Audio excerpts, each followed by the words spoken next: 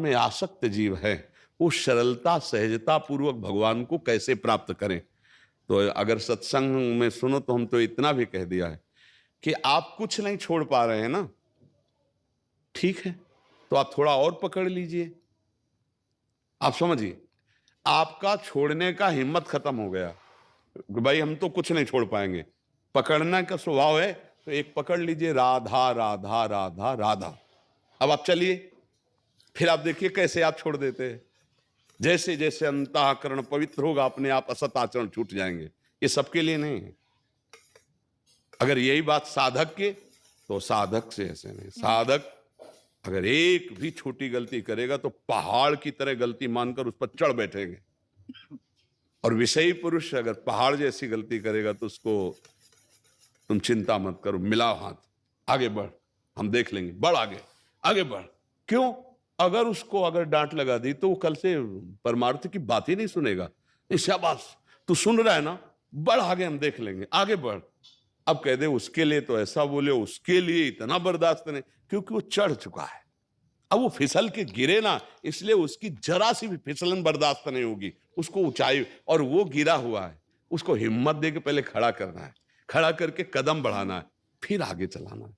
आपका उत्तर जन साधारण के अगर और कोई निवारण का उपाय होता तो दशरथ जी का मरण, सिया जी का हरण, भगवान का बन बन भटकना, ये कुंडली के विचार में कमी नहीं की थी वशिष्ठ जैसे त्रिकालज्ञ महापुरुष, और उधर जनकपुर में सदानंद जैसे सिया जी के पक्ष के पंडित सदानंद जी महाराज, और ये कुलगुरु वशिष्ठ जी त्रिकालज्ञ।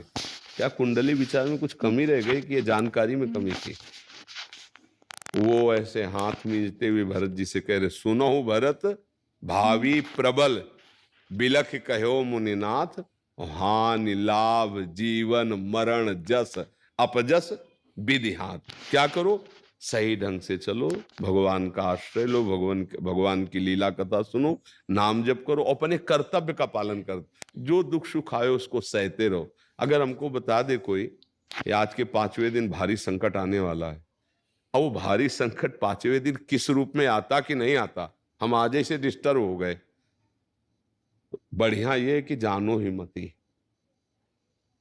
जो कुछ आवेगा भगवान है, हम सहने के लिए तैयार हैं, हमारे कर्म का फल होगा, और उसको मिटा सकते हैं तो भगवान ही मिटा सकते हैं, ये तो पक्की बात जान लो। तो अब हम चिंता क्यों करें, भगवान है ना, हम नाम जप करते हैं।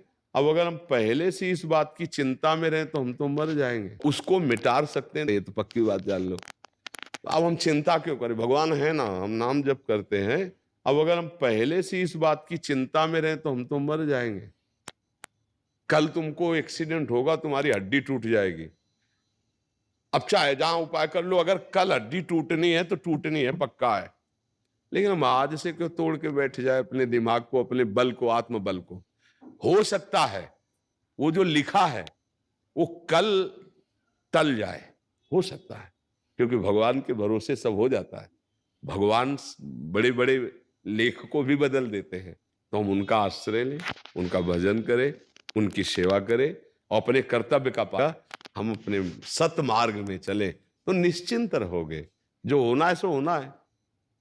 जन्मेजय जी को पहले से पता चला कि परीक्षित जी को आज सांप काटेगा, तो सांप था ना, पूरी व्यवस्था की, बड़े बड़े मंत्रज्ञ, बड़ी बड़ी औषधि, बड़ी बड़ी व्यवस्था कि एक वायु भी वहां बिना आज्ञा के नहीं जा सकती, ऐसे मंत्रवेत्ता ऋषि बैठाल दिए, क्योंकि राजा थे परीक्षित जी ने, उन्हीं को तो मुकुट पहना करके तब फिर भागवत सुनी। ज्यों ही समय आया तक्षक के काटने का, तो ब्रह्म ऋषि लोग फल फूल लाकर राजा को समर्पित करते थे, और उनकी जांच नहीं होती थी, क्योंकि ऋषियों की जांच, तो एक ऋषि के पुष्प में ही, पराग में लाल दाने के रूप में छोटा रूप, इच्छाधारी होते तो महान, छोटा रूप धारण करके बैठ गए। जो ही ऐसे समर्पित किए, पुष्प ऐसे लिया, और जे ही ऐसे माथे में लगाने को विशाल रूप धारण करके काटते ही भस्म और अंतर ध्यान। रोक पाए? होनी थी, संगी ऋषि ने साप दे दिया था, आज के 7वें दिन भयानक विषधारी तक्षक सर्प काटेगा, और ऐसी व्यवस्था नहीं थी एक खम्भ का महल बना था, औषधियों से वो खम्भ लेपित था कि चढ़ नहीं सकता, आसपास मंत्रों से कील दिया गया था, बड़ी भारी व्यवस्था थी कि परीक्षित जी को, लेकिन ना समय आया, काम हो गया। तो जो होना है उसके लिए हमें चिंता क्या करनी, टाल तो सकते नहीं, और जो टलना है वो भगवान टाल देंगे। तो हम आज से निश्चिंत होकर भगवान की शरण में भजन करते हुए, धर्म पूर्वक आचरण धर्म के करते हुए समय व्यतीत करें। हमें लगता है ज्यादा इस चिंता में नहीं फंसना चाहिए कि अब कल क्या होगा, ये हम जानकारी कर ले। बड़ी कृपा है कि हमें जानकारी नहीं है कि कल क्या होगा, तो हम आज से चैन से रह लेंगे, आज धर्म से जी लेंगे। नहीं, कल की चिंता में हमारा आज बर्बाद हो जाएगा, नहीं हो जाएगा वर्तमान में, और कल पता नहीं वो आवे कि ना आवे, ऐसा भी हो सकता है। भगवान बचा ले, भगवान के आश्रित है, वो टाल सकते। मान लो एक्सीडेंट होना है कल, तो पैर में ठोकर लगी, वो भी तो एक्सीडेंट हो जाएगा। एक चबेटा लगा, थोड़ा अंगूठा फूटा, बच गए, बोले हो गया, वो निकल गया। तो भगवान ऐसा भी कर सकते, वो कर तुम अन्यथा कर तुम सर्व समर्थ है, हम मस्त रहे, उनके सहारे रहे। ज्यादा जानकारी हमें लगता है नुकसानदायक होती है, क्योंकि परेशानी बढ़ जाएगी ना दिमाग में। ज्योतिष शास्त्र सत्य है ऐसा नहीं, पर उसको जानने वाले हों। तो परीक्षित जी के जन्म लेते ही सब बता दिया गया था, ये होगा ये होगा, शास्त्रज्ञ जन।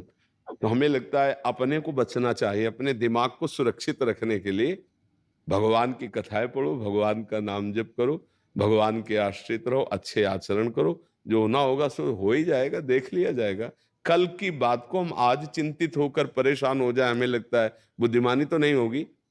क्यों जी? एक भाव आ रहा हो बाबा, बहुत सुंदर।